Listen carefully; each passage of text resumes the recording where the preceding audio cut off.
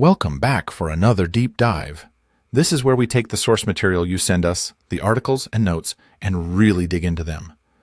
Right, we pull out the key insights, aiming to give you a focused briefing based only on what's in front of us, cutting through the noise. And today, you've given us sources covering a really concerning trend, the apparent rise in violence targeting elected officials here in the U.S. Absolutely. So our goal, drawing strictly from these articles, is to map out the scope of the issue, look at the specific events highlighted, and understand the different perspectives offered on, causes and implications, just what the texts say. Okay, let's start where the sources seem to focus first. A terrible event just this past weekend, Saturday, June 14th, 2025, in Brooklyn Park, Minnesota. Yes, the articles give this significant attention. According to them, former Democratic House Speaker Melissa Hortman and her husband Mark were killed. Just awful, and others were injured. That's right. Democratic State Senator John Hoffman and his wife Yvette were seriously wounded in the same attack.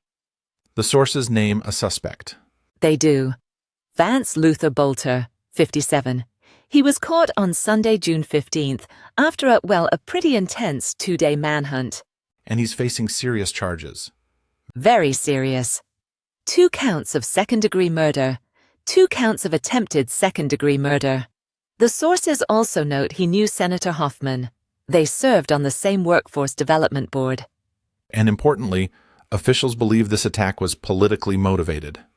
Yes, the articles are quite clear that officials are stating that belief. The reaction from state leadership, as reported, seems pretty strong. Governor Tim Walz, for instance. He's quoted directing the Public Safety Department to actually advise citizens to avoid political events for now, for safety reasons. He also paid tribute to Speaker Hortman, didn't he? Yes, called her someone who embodied the state's core values.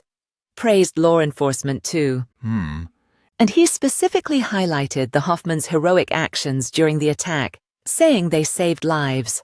And a direct quote from him in the sources is, "This cannot be the norm."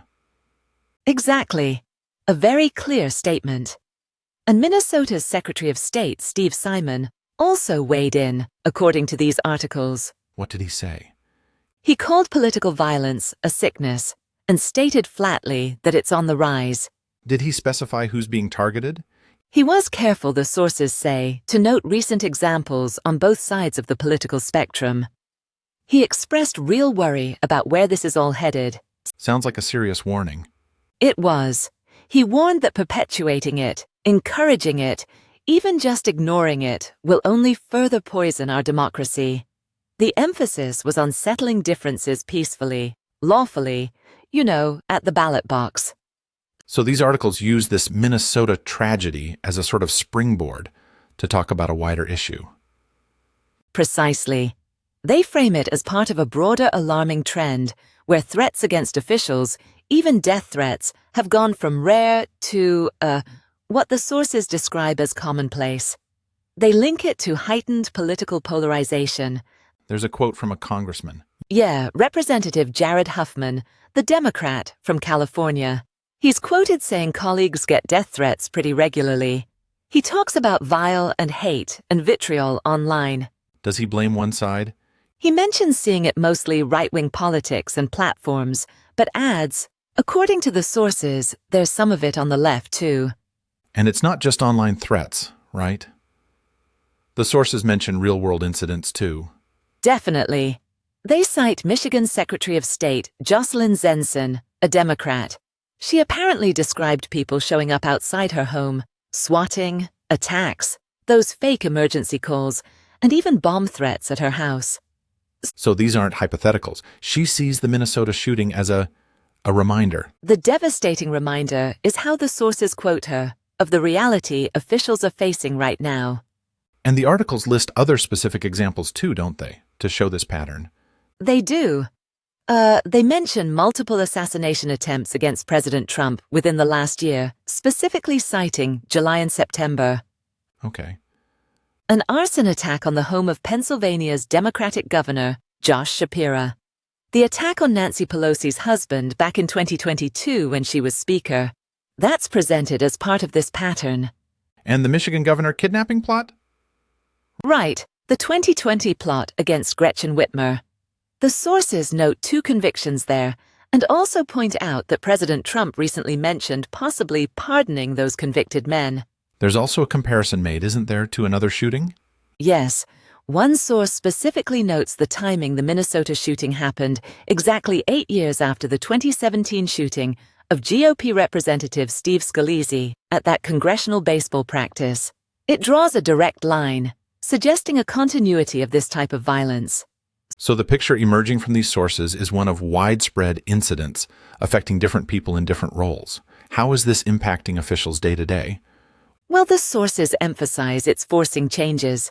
Lawmakers are apparently taking more precautions, significantly boosting security, things they didn't think were needed before. Is there official recognition of this? Yes.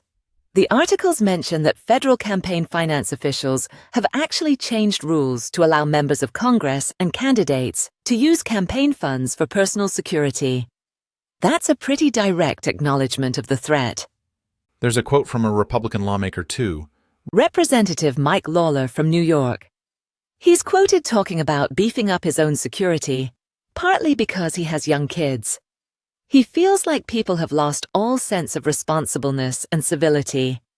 He talks about the political discourse. Yeah, he describes the volatility getting so hot, leading people to make decisions that result in, well, bodily harm. He stresses that both parties need to see that some of the rhetoric has grave consequences and puts lives at risk. And the sources mention state lawmakers might be particularly vulnerable. Right, like the ones in Minnesota. They often have fewer security resources compared to federal officials, making them potentially easier targets. Is there any sense that security can actually solve this? There's a dose of realism in the sources. Amanda Littman from Run for Something is quoted pointing out that even someone with presidential-level security can be attacked. Her point seems to be, you control what you can. There's no guarantee. Okay, let's shift to how the sources explain why this might be happening. We need to be careful here, just presenting the views in the articles. Absolutely. Neutrality is key. One perspective highlighted comes from Steve Levitsky, a political scientist at Harvard. And what's his take, according to the sources? He suggests the rise in violence is further inflamed by rhetoric and actions from the Trump administration and some Republicans. Does he give specifics? The sources quote him citing examples like condoning or pardoning January 6th rioters, treating them like heroes, and also actions he describes like sending around unmarked cars with masked vigilante-like agents abducting people. He believes this encourages political violence. How did the White House respond, according to the sources? Well, the sources include President Trump's statement on the Minnesota shootings, saying such horrific violence will not be tolerated. But they also note the White House didn't immediately respond when asked specifically about Levitsky's criticisms. The sources also mention a challenge for Democrats through Representative Huffman again. Yes, he's quoted grappling with a kind of dilemma. How do you strongly resist a president you see as authoritarian? He says, you can't sugarcoat that. It's just reality without fanning flames yourself or contributing to an escalation ladder toward violence. So finding that balance is difficult. He calls it not simple, how to confront what he sees as dictatorial tendencies without adding to this dangerous escalation. And the sources briefly mention a broader context. Just briefly, yeah. Like protests against military parades or immigration crackdowns are mentioned as part of the overall tense political climate described in the articles. Okay, so let's try to synthesize what these sources taken together are telling us.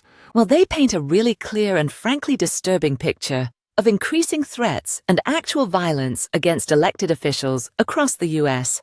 Minnesota is the latest stark example. And it's affecting people across the political divide. Right. The sources quote figures from different parties expressing similar fears and experiences. It's not portrayed as a one-sided problem in terms of who feels threatened. But there isn't agreement in the sources on the causes. No, that's where the sources present different viewpoints, attributing blame or emphasis differently. It highlights the complexity as framed in this material you provided. that there is a shared concern. Definitely. A shared worry running through these articles about the impact on individuals, yes, but also on the health of American democracy itself.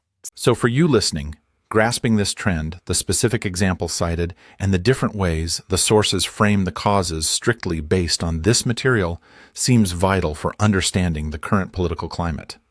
It really does. It's a challenging picture these sources present. So, to wrap up this deep dive, we've looked into the source material you shared on the alarming rise of political violence targeting officials.